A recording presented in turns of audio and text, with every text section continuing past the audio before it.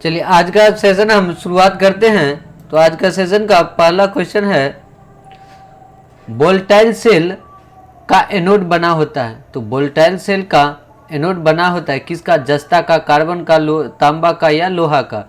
तो volatile cell का anode जो बना होता है ये तांबा का बना होता है। तो ऑप्शन नंबर सी इसका सही आंसर हो जाएगा। अगला क्वेश्चन है, समस्त रेडियो एक्टिव पदार्थ क्षय होने के पश्चात अंतिम रूप किसमें अंतिम रूप में बदल जाता है? तो क्षय होने के पश्चात ये कुरंडर, शीशा, जस्ता, कैडमियम, तो ये शीशा में बदल जाता है। किसमें? शीशा में बदल जाता है। अगला क्वेश्चन है, जंग लगने पर लोहे का भार अधिक हो जाता है, वही रहता है, कम हो जाता है या निश्चित नहीं रहता? तो जंग लगने पर जो है लोहे का भार क्या हो जाता है? अधिक हो जाता है। तो ऑप्शन नंबर ए इसका सही आंसर हो जाएगा। लोहे में जंग लगना जो है रासायनिक परिवर्तन कहलाता है। क्या कहलाता है? रासायनिक परिवर्तन कहलाता है। जो जंग लगने पदार्थ वो जो है जंग लगने वाला पदार्थ को हम क्या बोलते हैं? फेरोस्पिक ऑक्साइड। क्या बोलते हैं? फेरोस्पिक ऑक्साइड। फेरोस्पिक ऑक्साइड बोलते हैं हम उसको। जंग लगने वाले पदार्थ को हम क्या बोलते हैं? फेरोस्पिक ऑक्साइड। इसका रंग जो होता है भूरा कलर का होता है। कैसे? भूरा कलर का जो है फेरोस्पिक ऑक्साइड का रंग जो है भूरा कलर का होता है। अगला क्वेश्चन है, निम्नलिखित में से किसमें एथेनोइक एसिड होता है? Ethanoic acid. एथेनोइक एसिड को हम एसिटिक अम्ल बोलते हैं। क्या? इसे हम एसिटिक अम्ल भी बोलते हैं, एथेनोइक एसिड को। ठीक है, तो एसिटिक अम्ल किस में पाया जाता है? नींबू के रस, संतरे के रस, सफ़ेद सिरका या टमाटर में। तो एथेनोइक एसिड ये इसका सही आंसर हो जाए, सफ़ेद सिरका में पाया जाता है। एथेनोइक एसिड का सूत्र क्या होता है? CH3COOH इसका सूत्र हो गया। देखिए, नींबू और संतरा में क्या पाया जाता है? तो नींबू और संतरा में सिट्रिक अम्ल पाया जाता है। कौन से अम्ल? सिट्रिक अम्ल। नींबू और संतरा में ये सिट्रिक अम्ल पाया जाता है। टमाटर में बोल देगा तो टमाटर में क्या हो जाएगा? टमाटर में हो जाएगा आपका लाइकोपिन पाया जाता है। टमाटर में क्या पाया जाता है? लाइकोपिन। टमाटर में लाइकोपिन पाया जाता है। और पूछ देगा अचार में, तो अचार में एसिटिक अम्ल, अंगूर में टार्टिक अम्ल, सेब में मौलिक अम्ल। ठीक है, अगला क्वेश्चन है, संयोजन इलेक्ट्रॉन। तो संयोजन इलेक्ट्रॉन शिथिल संकुचित इलेक्ट्रॉन है, गतिमान इलेक्ट्रॉन है, सबसे बाई कक्षा में विद्यमान इलेक्ट्रॉन है या इनमें से कोई नहीं? तो संयोजन इलेक्ट्रॉन जो होता है सबसे बाई कक्षा में विद्यमान इलेक्ट्रॉन होता है, उसको हम संयोजन इलेक्ट्रॉन बोलते हैं। तो ऑप्शन नंबर सी इसका सही आंसर हो जाएगा। चलिए अगला क्वेश्चन है, अर्धचालक पदार्थ के परमाणु की ऊर्जा बढ़ जाती है, इसके पास अन्य अर्धचालक पदार्थ लाया जाता है, इसके पास इंसुलेटिंग पदार्थ लाया जाता है, तापमान कम किया जाता है या तापमान बढ़ाया जाता है? तो अर्धचालक पदार्थ की परमाणु की ऊर्जा बढ़ जाती है जब तापमान बढ़ाया जाता है। कब? जब तापमान बढ़ाया जाता है तो अर्धचालक की परमाणु की ऊर्जा जो है बढ़ जाती है। अगला क्वेश्चन है, एन पदार्थ में इलेक्ट्रॉन का भराव करने के लिए एन होल्स पी पदार्थ को छोड़ता है जब प्रक्रम कहलाता है, मिश्रण, अपक्षय, विसरण या इनमें से कोई नहीं? तो ये कब कहलाता है? विसरण कहलाएगा। ये प्रक्रम क्या कहलाएगा? विसरण। अगला क्वेश्चन है, सिलिकॉन की क्रिस्टल संरचना है, तो इसकी क्रिस्टल संरचना कैसे है? तो हीरक है। तो ऑप्शन नंबर डी इसका सही आंसर हो जाएगा। जीनर डायोड का प्रयोग सदैव निम्नलिखित के साथ किया जाता है। तो जीनर डायोड का प्रयोग जो है अग्र अभिनति, उत्क्रम अभिनीति, शून्य अभिनीति। तो जीनर डायोड का प्रयोग जो हम उत्क्रम अभिनीति के साथ करते हैं। तो ऑप्शन नंबर बी इसका सही आंसर हो जाएगा। अगला क्वेश्चन है, सिग्मोमैनोमीटर जो होता है मापता है,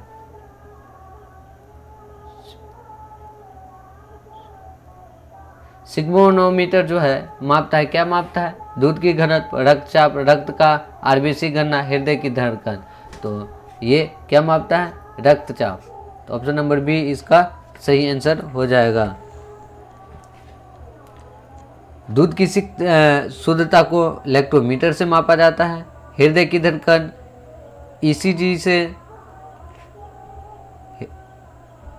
अगला क्वेश्चन है, प्रत्येक क्रिया की समान व विपरीत प्रतिक्रिया होती है, यह न्यूटन का गति विषय कौन सा है?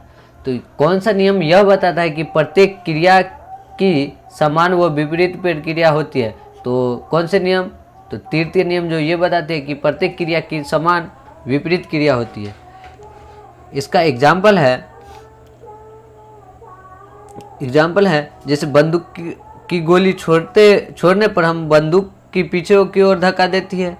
दूसरा उदाहरण है, नाव से कूदने पर नाव पीछे की ओर हट जाता है। ये सब क्या है?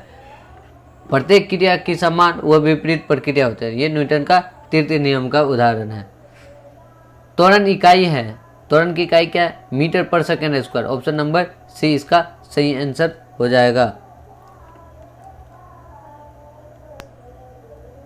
त्वरण क्या है? एक अदिश राशि है। त्वरण क्या है? एक अदिश राशि है त्वरण। अगला क्वेश्चन है, समतल दर्पण हमेशा प्रतिबिंब बनता है। तो समतल दर्पण पर हमेशा प्रतिबिंब कैसा बनता है? वास्तविक, काल्पनिक, वास्तविक तथा काल्पनिक दोनों को उपयुक्त में से कोई नहीं। तो समतल दर्पण पर हमेशा प्रतिबिंब जो होता है काल्पनिक बनता है। तो ऑप्शन नंबर बी इसका सही आंसर हो जाएगा।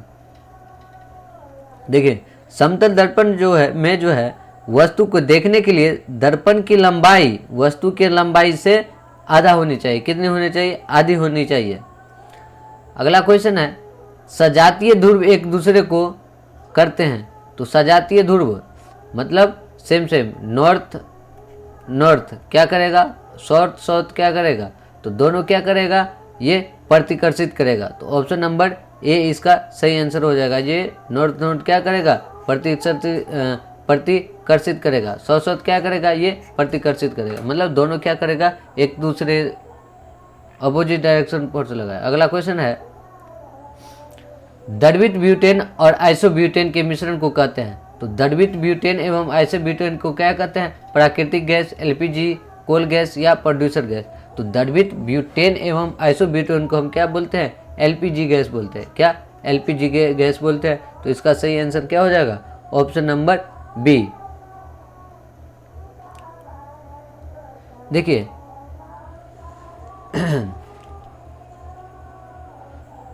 एलपीजी गैस का प्रयोग हम कहाँ पर करते हैं? ये घरों में हम यूज करने के लिए करते हैं। देखिए, इसमें जो है मिथाइल मरकैप्टन को मिलाया जाता है ताकि जो है उसे गंध से पहचान जाए, इसीलिए हम उसमें क्या मिलाते हैं? मिथाइल मरकैप्टन को मिलाया जाता है। अगला क्वेश्चन है, हेमेटाइट को कोक एवं चूना पत्थर के साथ वात भट्टी में गर्म करने पर प्राप्त होता है। तो हेमेटाइट को कोक एवं चूना पत्थर के साथ भाप भट्टी में गर्म करते तो क्या मिलता है? तो याद रखिएगा क्या मिलता है? लोहा। ऑप्शन नंबर बी इसका सही आंसर हो जाएगा। कमरे के ताप पर द्रव अवस्था में रहने वाली धातु क्या कहलाती है? पारा, मैग्नीशियम, कैल्शियम, सोडियम। तो कमरे के ताप पर द्रव अवस्था में रहने वाली धातु जो है ये पारा है। तो ऑप्शन नंबर ए इसका सही आंसर हो जाएगा। पारा को हम क्या बोलते हैं? Quick silver. पारा को क्या बोलते हैं? क्विक सिल्वर बोलते हैं। क्या? Quick silver.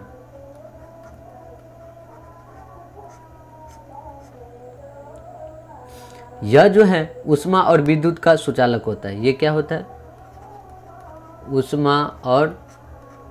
ऊष्मा प्लस विद्युत का सुचालक होता है।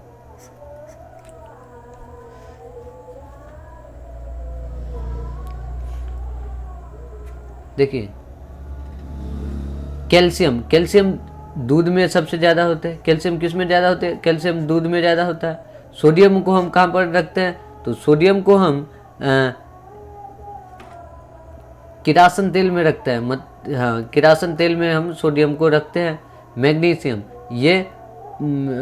कहाँ पर होता है? तो मैग्नीशियम जो है ये चमकीली धातु है। ये पौधे की पत्ती में उपस्थित रहता है। ये कहाँ पर उपस्थित रहता है? पौधे की पत्ती पर उपस्थित रहता है। अगला क्वेश्चन है, उच्च अनुभार वाले बहुलक को कहते हैं। तो उच्च अनुभार वाले बहुलक को क्या कहते हैं? कांच कहते हैं, कंक्रीट कहते हैं, पिरकनासी, प्लास्टिक। तो उच्च अनुभार वाले बहुलक को हम क्या कहते हैं? प्लास्टिक कहते हैं। अगला क्वेश्चन है, चीनी मिट्टी की वस्तुएं हैं। चीनी मिट्टी की जो है वस्तुएं ऊष्मा का कुचालक होते हैं उष्मा का सुचालक होता है, विद्युत का सुचालक होता है, या इनमें से कोई नहीं? तो चीनी मिट्टी की वस्तु जो है उष्मा का सुचालक होता है। क्या? सुचालक होता है। तो ऑप्शन नंबर बी इसका सही आंसर हो जाएगा। अगला क्वेश्चन है, आजकल कृत्रिम ढंग से मोती की प्राप्ति सीपों को पालकर किस विधि से प्राप्त करते हैं? पर्ल कल्चर, मीठे जल में रखकर, खारे जल में रखकर, कुआं में रखकर। तो क्या हो जाएगा इसका सही आंसर? तो कृत्रिम ढंग मोती की प्राप्ति पर्ल कल्चर कराते हैं। क्या? Pearl culture. तो ऑप्शन नंबर ए इसका सही आंसर हो जाएगा। पृथ्वी पर जीव का प्रत्येक स्वरूप परोक्ष और अपरोक्ष रूप से उपयोग करता है। जल का, खनिज लवण का, सौर ऊर्जा का, या इनमें से कोई नहीं? तो पृथ्वी पर जीव का प्रत्येक स्वरूप परोक्ष अथवा अपरोक्ष रूप से प्रयोग करता है। क्या? सौर ऊर्जा का। तो ऑप्शन नंबर सी इसका सही आंसर हो जाएगा। वायु को शुद्ध करता है पादप, मनुष्य, ऑक्सीजन, या इनमें से कोई नहीं? तो वायु को कौन शुद्ध करता है? पादप। पादप बोले तो क्या? पौधा। क्या? पौधा। तो पौधा क्या करता है? ये वायु को शुद्ध करता है। तो ऑप्शन नंबर ए इसका सही आंसर हो जाएगा। अगला क्वेश्चन है, फ्यूज तार की रेटिंग निम्नलिखित में व्यक्त किया जाता है। तो फ्यूज तार बोला है, तो फ्यूज तार किलोवाट घंटा, वाट, एम्पियर या ओम? तो फ्यूज तार की रेटिंग हम एम्पियर में करते हो। तो ऑप्शन नंबर सी इसका सही आंसर हो जाएगा। अगला क्वेश्चन है, एक सेल की धारिता या कैपेसिटी निम्नलिखित संदर्भ में मापी जाती है। तो कैपेसिटी को कैसे मापते हैं? एम्पियर घंटा, एम्पियर, ओम या वोल्ट? तो हम कैपेसिटी को क्या? एम्पियर पर घंटा में मापते हैं, एम्पियर घंटा में मापते हैं। ऑप्शन नंबर ए इसका सही आंसर हो जाएगा। प्रेरकत्व की इकाई है, तो किसकी इकाई है ये? फैराडे, हेनरी, कूलम, ओम? तो क्या हो जाएगा इसका आंसर जो है? हेनरी। प्रेरकत्व जो है हेनरी की इकाई है। तो ऑप्शन नंबर बी इसका सही आंसर हो जाएगा।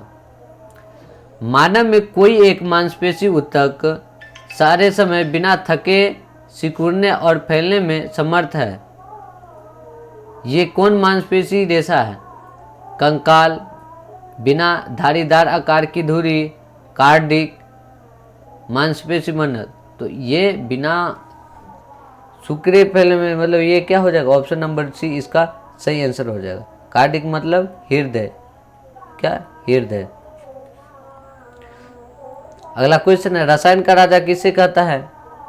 तो किसे कहा जाता है रसायन का राजा? तो H2SO4 को रसायन का राजा कहा जाता है। वेग की को गति यदि दुगुना कर दी जाए तो संवेग क्या प्रभाव पड़ेगा? तो वेग की गति अगर हम दुगुना कर देते हैं तो संवेग भी क्या हो जाएगा? दुगुना हो जाएगा। तो ऑप्शन नंबर ए इसका सही आंसर हो जाएगा। चंद्रमा से यदि किसी पिंड को पृथ्वी पर लाया जाए तो क्या होगा? द्रव्यमान बढ़ जाएगा, द्रव्यमान घट जाएगा, द्रव्यमान अपरिवर्तित रहेगा, या भार अपरिवर्तित रहेगा? जब हम चंद्रमा से किसी पिंड को पृथ्वी पर लाए जाते हैं तो क्या करते हैं? द्रव्यमान अपरिवर्तित रहता है। तो ऑप्शन नंबर सी इसका सही आंसर हो जाएगा।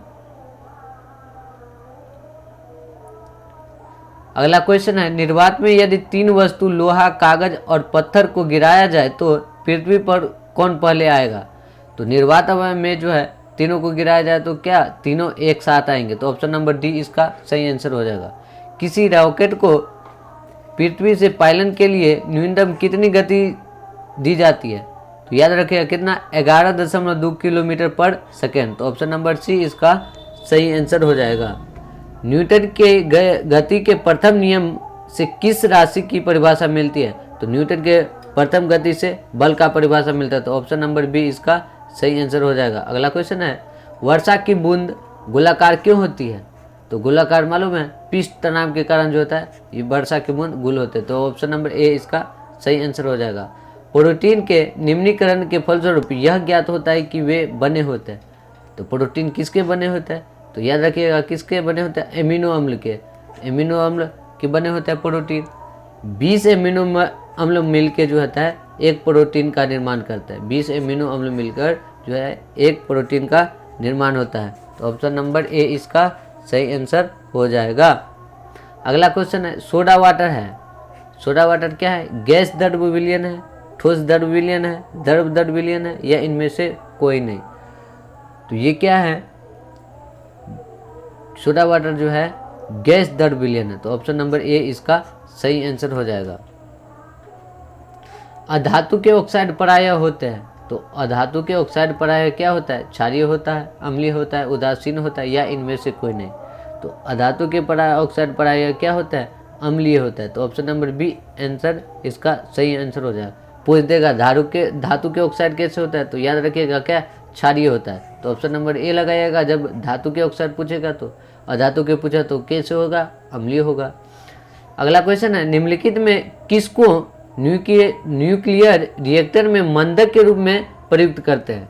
तो मंदक के रूप में किसको हम उपयोग करते हैं, तो भारी जल को हम मॉडरेटर के रूप में उपयोग करते हैं।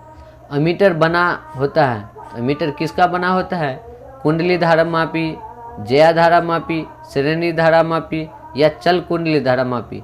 तो अमीटर बना होता है क्या, मूविंग कॉइल गैल्वेनोमीटर का।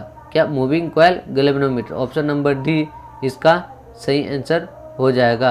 अगला क्वेश्चन है, नियर फील्ड कम्यूटेशन NFC पर आधारित है।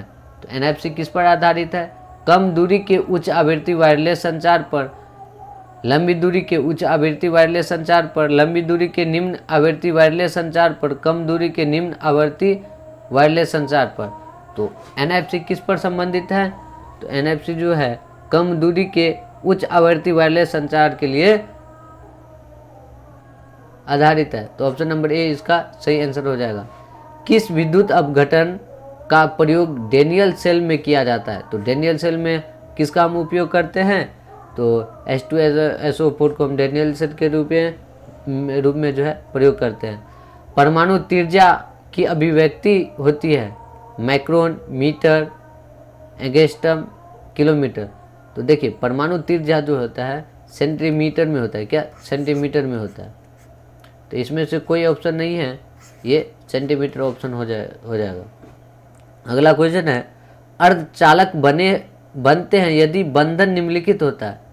अर्धचालक बनता है तो मेटल क्या हो जाएगा, ऑप्शन नंबर ए डी इसका सही आंसर हो जाएगा। अगला क्वेश्चन है, सोडियम वाष्प विसर्जन लैंप को जब पहली बार जलाया जाता है तब कौन सा रंग प्रकट होता है। देखिए सोडियम वाष्प विसर्जन लैंप को जब हम पहले बार जलाते हैं तो ये पीला रंग प्रकट होता है। तो ऑप्शन नंबर बी इसका सही आंसर हो जाएगा।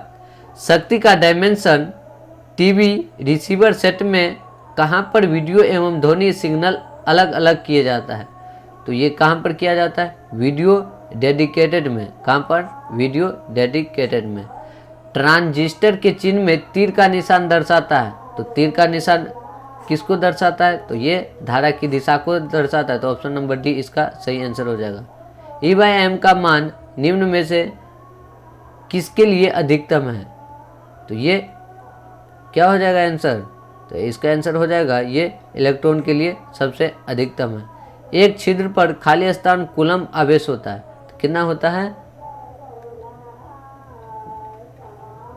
1.6 गुने 10 का पावर -19। तो ऑप्शन नंबर बी इसका सही आंसर हो जाएगा।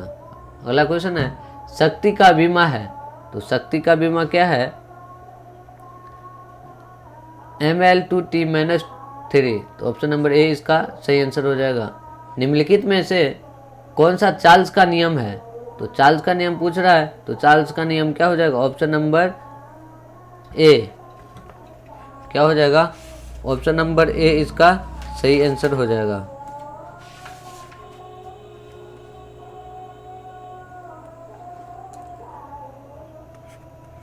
लास्ट क्वेश्चन है, खगोलीय एकक है। खगोलीय एकक क्या है, सूर्य के केंद्र से पृथ्वी के केंद्र तक की मध्य दूरी, सूर्य की सतह से पृथ्वी की सतह तक की मध्य दूरी, सूर्य से पृथ्वी तक की अधिकतम दूरी, सूर्य से पृथ्वी तक की न्यूनतम दूरी। तो क्या हो जाएगा, ये जो है खगोलीय एकक जो है सूर्य के केंद्र से पृथ्वी के केंद्र तक की मध्य दूरी को हम क्या बोलते हैं, खगोलीय एकक। तो ऑप्शन नंबर ए इसका सही आंसर हो जाएगा।